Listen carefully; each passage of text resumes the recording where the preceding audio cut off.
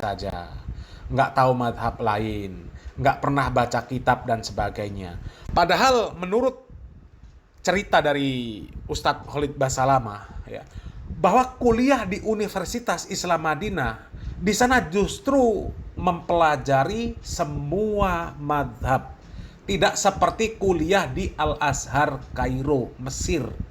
Kalau di Al Azhar Kairo Mesir itu setiap mahasiswa, ya, itu ditanya dari mana mereka berasal, ya, kemudian negeri mereka mengikuti madhab siapa.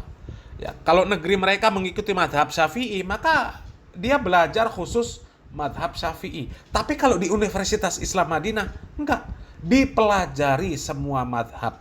Ya, coba luasan mana ilmunya?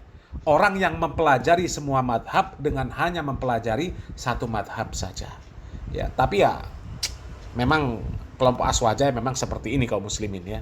Kita nggak heran.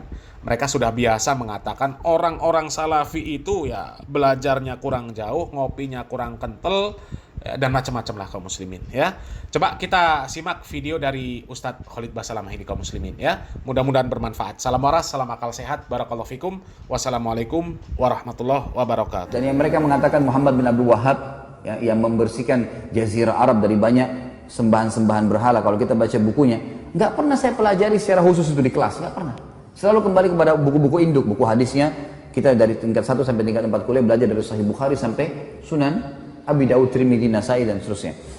Kemudian juga buku tafsir kita pelajari tafsir Ibnu Katsir, tafsir buku-buku induk semuanya. Nggak ada sesuatu yang dianggap asing atau baru. Saya malah terbalik, sebelumnya tahun 89 saya pernah di Kairo.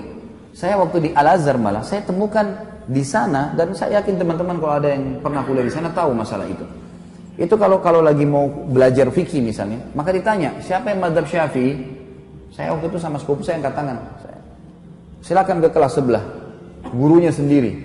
Siapa yang madhab Maliki? Angkat tangan. Waktu itu orang-orang madhab Maliki banyak teman-teman dari Afrika. Angkat tangan. Kelas sebelah, gurunya datang, khusus materi fikih.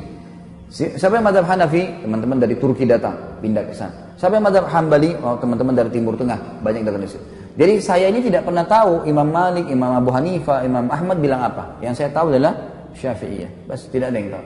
Di Madinah beda sekali. Beda sekali. Dan waktu saya masih sekolah waktu itu, tentu saya tidak berbicara sekarang ya, saya bicara di masa saya. Mudah-mudahan sekarang jadi lebih baik. Kalau saya waktu sekolah di Mesir dulu tuh saya duduk di kelas, di sebelah saya ada satu orang Komores ya, dari Afrika. Sebelah saya lagi sepupu saya ya, dari Makassar, sama-sama dengan saya berangkat, anak paman saya. Satu kelas ini ada 47 orang. Nggak pernah kami ketemu kecuali di waktu tertentu. Nah, di waktu tertentu, kadang-kadang cuma ada beberapa anak Turki datang atau beberapa anak Afrika lain datang. Tapi saya nggak pernah kenal wajahnya. Begitu hari ujian, baru kita kenal wajahnya nih. Penuh. Pada saat itu kampusnya penuh. Kemudian pada saat itu juga semuanya pada hadir. Saya tanya, siapa kamu? Saya Fulan. Di kelas mana? Kelas ini. Loh, saya juga di kelas itu. Kok nggak pernah saya lihat? Dia bilang kami cuma datang waktu ujian saja. Jadi sepanjang tahun itu kerjanya ya cuma duduk-duduk saja di situ, gitu kan? Pergi ke bioskop, pergi kemana-mana, hiburan. Karena Kairo sama dengan Jakarta, tidak ada bedanya, gitu kan? Kehidupan di sana ya kehidupan begitu, bebas kan? Jadi saya melihat beda sekali antara kondisi yang ada di Saudi dengan kondisi yang ada di negara-negara Islam yang lain. Dan kita perlu terima fakta teman-teman sekalian. Kalau di Mekah tempat lahirnya Nabi SAW, wahyu turun di sana, gitu kan? 13 tahun fase dakwah di sana, 10 tahun penyempurnaan Al-Quran, dan meninggalnya Nabi SAW, dan Nabi masih punya rumah sekarang bisa dilihat, ada masjidnya di Madinah. Kira-kira masuk akal nggak dua kota ini dijadikan sesat oleh Allah? Secara akal nggak mungkin. Dan sampai sekarang saya bilang tadi, lebih baik secara rasional dipraktikkan di lapangan. Datangi halakah-halakah ulama itu dan dengerin dengan hati yang tenang, dengerin apa yang mereka sampaikan. Baru kemudian kita bisa menghakimi seseorang. Karena saya lihat ini di Indonesia banyak sekali isu sekarang selalu Wahabi. Oh, momok yang menakutkan Wahabi.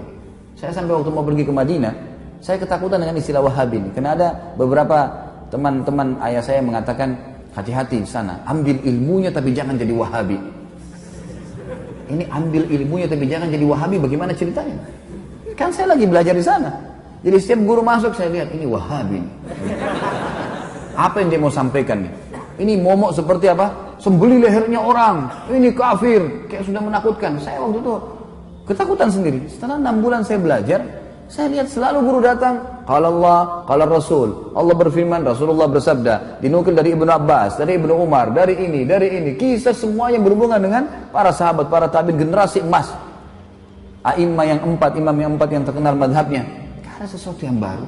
Dan setiap kali guru-guru keluar habis meneraskan sebuah materi, pasti saya rasa iman saya bertambah. Terus apa ini masalahnya? Kalau ini yang selama yang divonis sebagai Wahabi, ini berarti keliru nih. Ada sesuatu nih. Setelah saya telusurin, ternyata istilahnya keluar dari mulutnya orang-orang Syiah.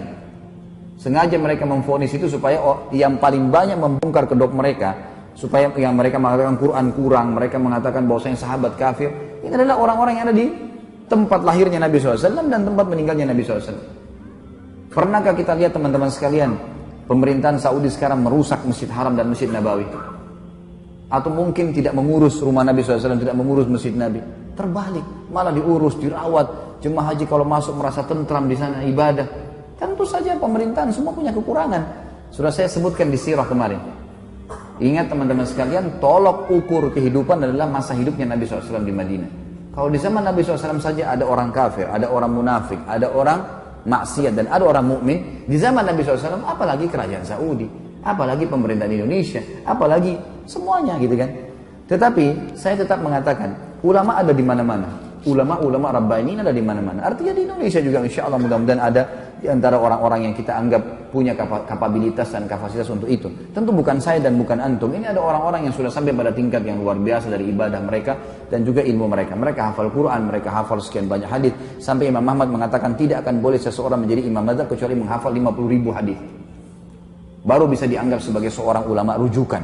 Makanya di zaman beliau banyak sekali kan ulama-ulama tapi mereka belum bisa dijadikan sebagai rujukan karena memang dianggap masih sedikit. Kita kadang-kadang subhanallah baru bisa hafal 2-3 ayat berapa hadis sudah vonis orang macam-macam, gitu kan. Kemudian ikut-ikutan terbawa arus mengkafirkan si fulan, menyalahkan si fulan. Kadang-kadang kalau diingatkan perbuatan, jangan akhi, ini Nabi SAW tidak pernah lakukan, ini bid'ah. Wah, ini Wahabi ini berarti. Padahal kalau kita ikuti pengajian teman-teman yang divonis Wahabi ini teman-teman, saya sering bahasa ini di Jakarta. Sebenarnya kami ini yang sedang berdakwah, saya termasuk divonis gitu kan. Tapi biarlah vonisan ini, semoga Allah berikan hidayah. Seperti gini, ini masjid nih. Ini masjid sudah rapi warnanya, temboknya sudah bagus karpetnya. Setiap muslim yang datang, saya sebagai pengurus masjid mengingatkan, Pak, jangan dikotorin masjidnya ya. Jangan diubah catnya, gak usah diganggu AC-nya. Urusan sudah rapi nih, udah tinggal datang sholat. Seperti itulah. Nah teman-teman yang buat bid'ah ini adalah orang yang seperti masuk masjid, coret sana warnanya, tambah-tambah yang lain lah, ubah-ubah ini, pencet-pencet AC-nya. Makanya diingatkan, jangan, agama sudah sempurna, hanya itu kok. Wah ini Wahabi. Wahabi apa ini gitu. Akhirnya umat ini kayak lari dari dakwah gitu. Gak boleh teman-teman sekalian, akhirnya ini memecahkan umat yang luar biasa, terpecah kemana-mana. Baik. Kalau diingatkan, antum mau dengar, alhamdulillah. Kalau antum merasa diri antum benar, fadhal, jalani.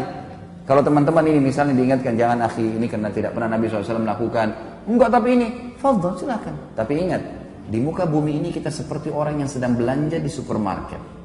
Setiap orang di antara kita boleh pilih produk yang dia mau, tapi lewat kasir. Hati-hati. Kami mengingatkan supaya jangan salah. Karena kalau ada dalil, pasti udah diterima sama Allah. Nggak ada dalil, bimbang, paling tidak ragu kan gitu. Dan masih tanda tanya, diterima nggak ya? Nah kenapa harus jerumuskan diri pada hal itu? Orang yang masuk pada perbuatan teman-teman yang minimal syubhat, apa kata Nabi SAW? Halal jelas, haram jelas. Di antaranya ada hal yang samar-samar. Siapa yang menyelamatkan dirinya pada hal samar-samar? Boleh nggak ya? Siapa yang menyelamatkan dirinya dari hal samar-samar, dia telah menyelamatkan kehormatan dirinya dan agamanya. Dan siapa yang menjerumuskan dirinya pada hal yang syubhat, dia telah menjerumuskan dirinya pada yang haram. Seperti pengembala domba yang bawa domba-dombanya di ladang rumput yang rumputnya lebih tinggi dari dombanya, sehingga dia tidak tahu domba mana yang dicuri oleh serigala.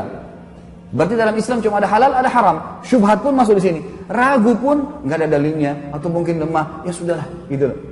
Ini enggak langsung divonis saja langsung ini. Sekali lagi teman-teman, kalau dianggap ini adalah perbuatan, enggak apa-apalah, ya sudahlah. Jangan jadikan perpecahan umat. Gitu kan? Yang ini perlu diketahui. Ini ulama yang pertama, Rabbani. Ada ulama yang memang ini istilah dari para ulama waratha.